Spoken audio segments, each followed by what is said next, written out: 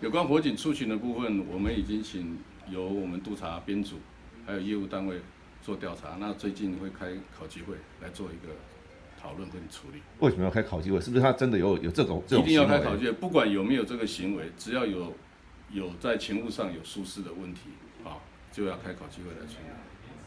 这种疏失是什么疏失？我们考纪会另外会照他们调查报告来处理。是什么样的调查报告？就是考纪会，他火警调查报告、火灾调查报告。所以这个老翁的死是和我们这名消防员没有关系。这个我不能做连结，因为我们要做一个火灾调查报告。我们考纪委员会会针对当事人在考纪会所表达的意见，还有他们单位主管所表达的意见，来做一个处理。当然，处理的相关的奖惩处理出去以后，也会有给当事人30天的申诉机会。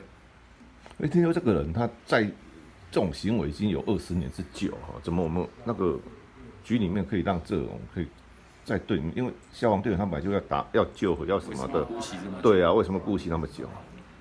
这不能讲顾惜，我们对当事人的一个处理包括从内勤调到外勤，外勤分队也有做调整。那我们也就他的相关的事政在勤务上，在生活管理上做一个惩处，做一个调整，这样子。听说还有那个分队长因此被调走。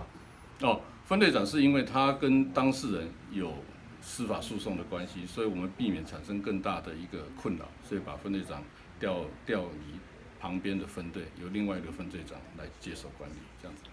那诉讼是那个控告分队长吗？诉讼是两造双方的个人的诉讼，是因为言辞上的冲突，后来检察官也做出不起诉的处分。